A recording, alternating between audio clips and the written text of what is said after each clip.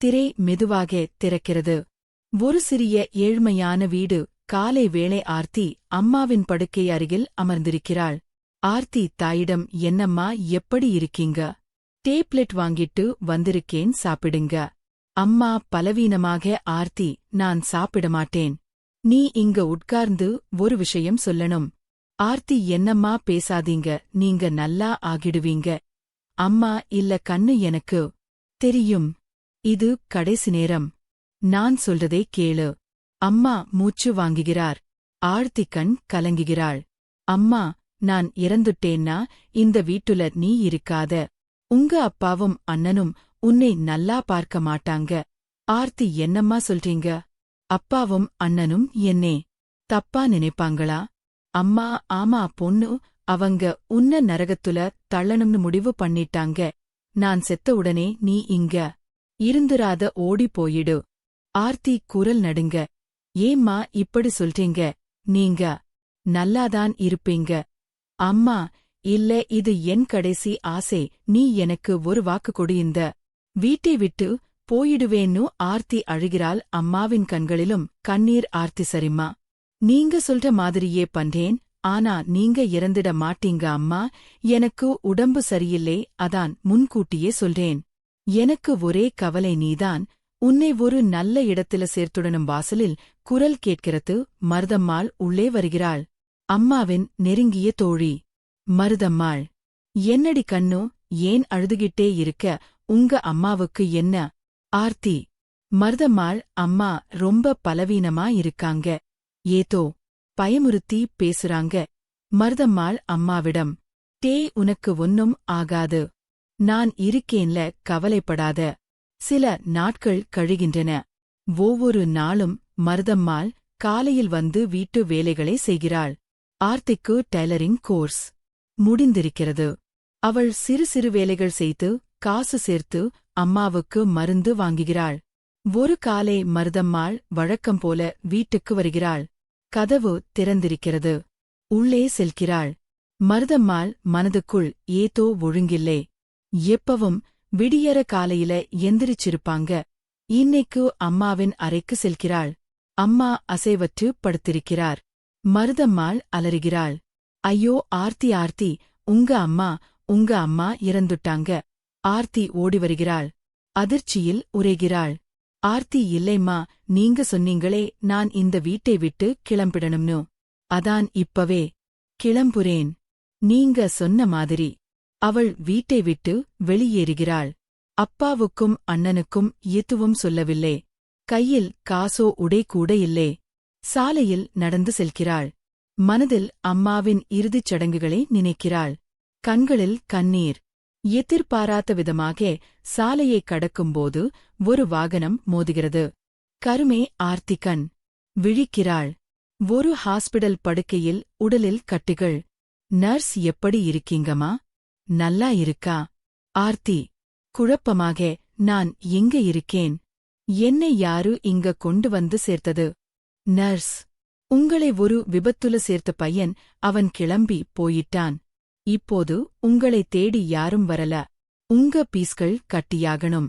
Discharge ஆகணும். ஆர்த்தி மோனமாகிறாள். எங்கு போவது, என்ன செய்வது என்று தெரியாமல் அப்போது அறைக்குள் ஒரு டாக்டர் நுழைகிறார். அவர் பெயர் அர்ஜுன். முகத்தில் பணிவு. டாக்டர் அர்ஜுன், உங்களுக்கு நடந்ததெல்லாம் என்கிட்ட சொல்லுங்கம்மா. நான் உங்களுக்கு உதவ முடியுமா என்று பார்க்கிறேன். ஆர்த்தி அழுகிறாள். தன் கதையை சொல்லத் தொடங்குகிறாள். அம்மாவின் மரணம், வீட்டை விட்டு வெளியேறியது விபத்து. டாக்டர் அர்ஜுன் கேட்ட பிறகு, உங்க பேமெண்ட் எல்லாத்தையும் நான் பண்ணிடுறேன். நீங்க படிக்கணும்னு ஆசைப்பட்டீங்களா? ஆர்த்தி, ஆமா டாக்டர், ஆகணும்னு ஆசை. ஆனா எங்கம்மா, உடம்பு சரி இல்லாததால படிக்க முடியல. டாக்டர் அர்ஜுன், நான் உங்களை படிக்க வைக்கிறேன். நீங்க என் வீட்டுக்கு வாங்க, நல்லா படிச்சு பெரிய ஆளாகணும். ஆர்த்தி யோசிக்கிறாள். சிறிது நேரம் கழித்து, ஆர்த்தி, சரி, எப்படியோ எனக்கு இருப்பிடம் வேண்டும், படிக்கவும் ஆசைதான். உங்க சொல்லை கேட்கிறேன். அர்ஜுன் வீட்டுக்கு செல்கிறார்கள். வீடு பெரியதாக இருக்கிறது. ஆனால் யாருமே இல்லை. ஆர்த்தி ஆச்சரியமாக, சார், இந்த வீட்டில நீங்க மட்டும்தானா? உங்க மனைவி குழந்தை டாக்டர் அர்ஜுன் சிரிக்கிறார். இல்ல, எனக்கு யாருமே இல்லை, எங்க அக்கா ஒருத்தி இருந்தாங்க. அவங்க காதலிச்சு ஒருத்தனோட ஓடி போயிட்டாங்க. அதுக்கப்புறம் எங்க அப்பா அம்மா ஒவ்வொருத்தரா இறந்துட்டாங்க. நான் மட்டும்தான் இருக்கிறேன். சொத்து கொஞ்சம் இருந்ததுல ஒரு ஹாஸ்பிடல் கட்டிரன் பண்ணிட்டு இருக்கேன். ஆர்த்திக்கு பரிதாபமாக இருக்கிறது. ஆர்த்தி: எனக்கும் இப்ப யாருமே இல்லை சார். நீங்க கொடுத்த உதவி எனக்கு கடவுள் தந்தவரம். டாக்டர் அர்ஜுன்: நாளைக்கு உன்னை உங்க வீட்டுக்கு அழைச்சிட்டு போகலாமா? உங்க அப்பா அண்ணனை பார்க்கணும். ஆர்த்தி பதறுகிறாள். வேண்டாம் சார், அம்மா சொன்னாங்க நான் அந்த வீட்டுக்கு திரும்ப கூடாதுன்னு நான் இங்கேயே இருந்துக்கிறேன். டாக்டர் அர்ஜுன்: சரி, ஆனா உங்க அப்பா அண்ணன் உங்களை தேடுறாங்களான்னு நான் விசாரிக்கணும். சில நாட்கள் கழிகின்றன. அர்ஜுன் ஒரு ஆளை விட்டு ஆர்த்தியின் வீட்டுப் பகுதியில் விசாரிக்கச் செய்கிறார். ஒரு மாலை கதவோ தட்டப்படுகிறது. மருதம்மாள் வேறு ஒரு பெண்ணுடன் உள்ளே வருகிறாள். மருதம்மாள் ஆர்த்தியை கட்டி அணைத்துக் கொள்கிறாள். டேய் பொன்னே, எங்க போனேன்? உன்னை காணோம்னு எங்களுக்கு ரொம்ப கவலையா இருந்துச்சு. உங்க அப்பா உன் மேல ரொம்ப வெறியா இருக்காரு. நீ என்கிட்டயாவது ஓடி வந்திருக்கலாமே. ஆர்த்தி: என்னமா சொல்றீங்க? எனக்கு ஒன்னும் புரியல. அப்பா ஏன் என்மேல் வெறியா இருக்காரு? மருதம்மாள் கதை சொல்லத் தொடங்குகிறாள். மருதம்மாள்: கேளு பொண்ணு, நீ உங்க அப்பாவுக்கு சொந்த பொண்ணு இல்லை. ஆர்த்தி அதிர்ச்சி: என்ன மருதம்மாள்? ஆமா, உங்க அப்பாவுக்கு முதல் தாரத்தில் ஒரு மகன் இருந்தான். அவன் இறந்துட்டான். அப்புறம் அவர் உங்க அம்மாவை கல்யாணம் பண்ணினாரு. ஆனா உங்க அம்மா ஏற்கனவே ஒருத்தனை காதலிச்சு அவன் கரெக்ட் இல்லாதவன். உங்க அம்மா கர்ப்பமாயிருந்தப்ப அவன் எல்லா நகை பணத்தையும் எடுத்துட்டு ஓடிட்டான்.